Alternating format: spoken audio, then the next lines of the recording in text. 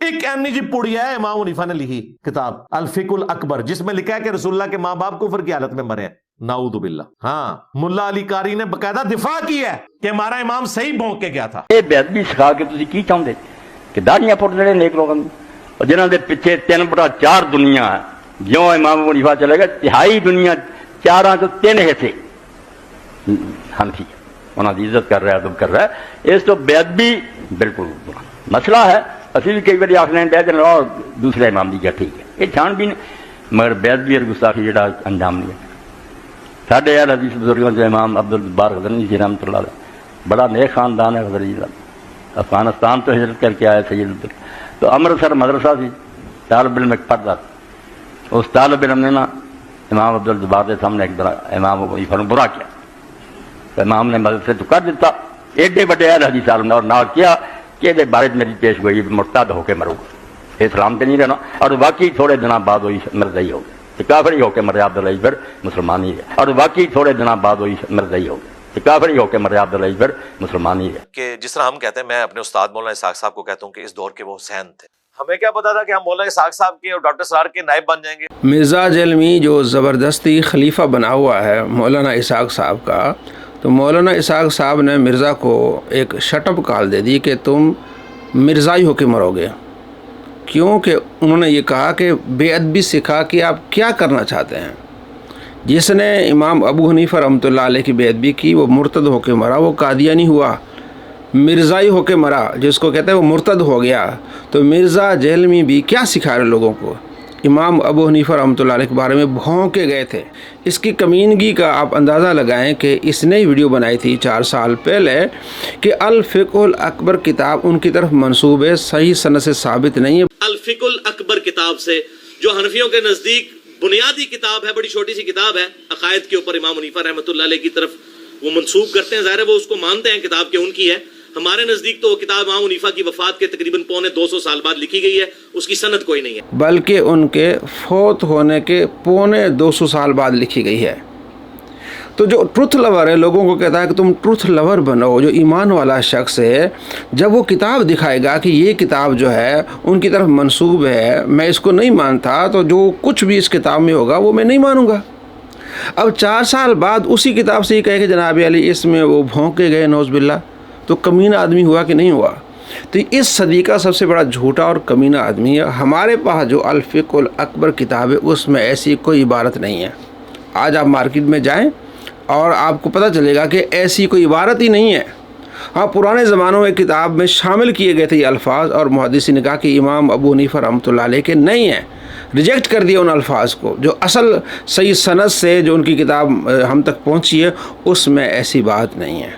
اس کی کمینگی، ایسے اپنے کمینوں سے بچنا ہے۔ یہ کمینہ اپنی ویڈیو سے کس طرح ذلیل و رسوا ہوتا ہے۔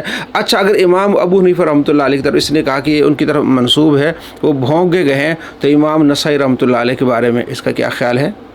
امام نسائی رحمۃ اللہ علیہ نے پورا باب باندھا ہے، باب و زیارت قبر المشرک، مشرک کی قبر کی زیارت کا باب، اور اس میں یہی حدیث لائے ہیں۔ اور مرزا اس کو مانتا ہے کہ ہاں، امام نسائی رحمۃ اللہ علیہ نبی صلی اللہ تعالیٰ علیہ وآلہ وسلم کے والدین سے متعلق یہ نظریہ رکھتے تھے۔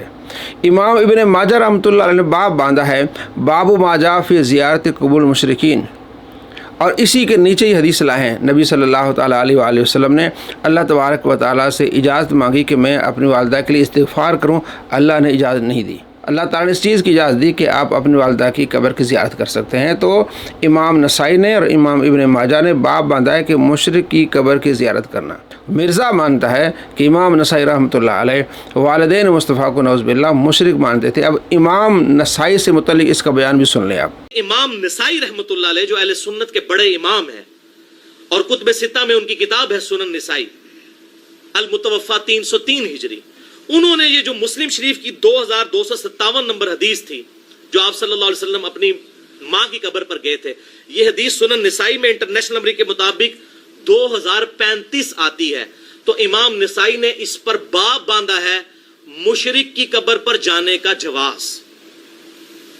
تو اس کا مطلب ہے کہ امام نسائی رحمہ اللہ کا بھی یہی عقیدہ تھا، کیونکہ باب کی ہیڈنگ امام کا عقیدہ ہوتا ہے۔ تو امام نسائی رحمۃ اللہ علیہ کے بارے میں کیا کہے گا؟ یہ بھونکے گئے تھے، یہ ایک اختلافی مسئلہ ہے. ہم جب پڑھتے تھے مدرسے میں تو ہمیں اساتذہ نے بتایا تھا کہ محدثین کا اس میں اختلاف ہے.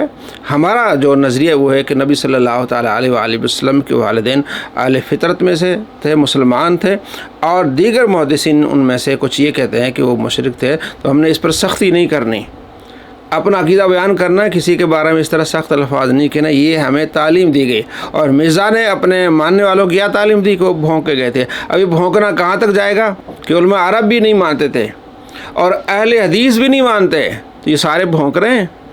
اور کہتا کہ میرے استاد ہیں حافظ زبیر زئی، تو اس کا استاد بھی بھونکے گیا، علماء عرب بھی بھونکے گئے. یہ ذرا آپ دیکھ لیں. اسی وجہ سے علماء عرب کی اکثریت اور پاکستان میں بھی جو اہل حدیث مکتبہ فکر ہے اہل سنت میں سے، ان کی اکثریت جو ہے وہ آپ صلی اللہ علیہ وسلم کے والدین کے ایمان کے قائل نہیں ہے. ان پر مرزا نے کیوں نہیں اس طرح کے الفاظ استعمال کیے؟ اس لیے کہ اس کو بغض ہے امام ابو حنیفہ رحمۃ اللہ علیہ سے. اور ایک ویڈیو میں کہتا ہے کہ میں ان کو اللہ کا ولی مانتا ہوں. تو جس کو اللہ کا ولی مانے اور اس کی گستاخی کرے تو اللہ کیا فرماتا ہے؟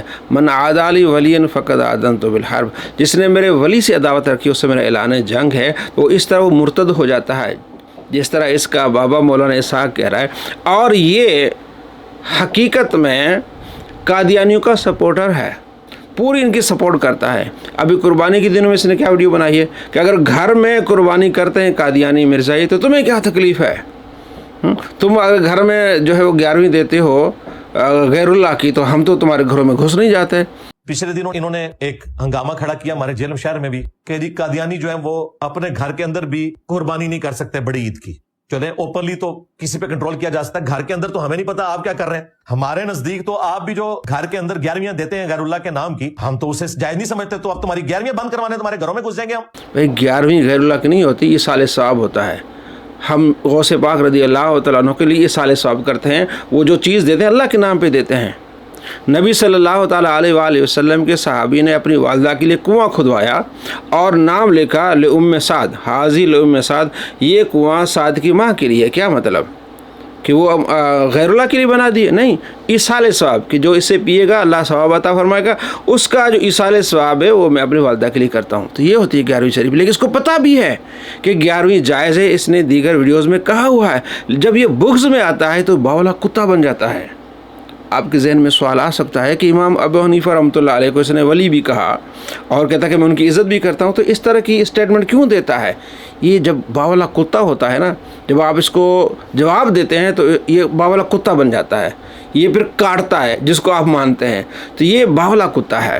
ایسے باولو کتے سے آپ نے کیا کرنا ہے؟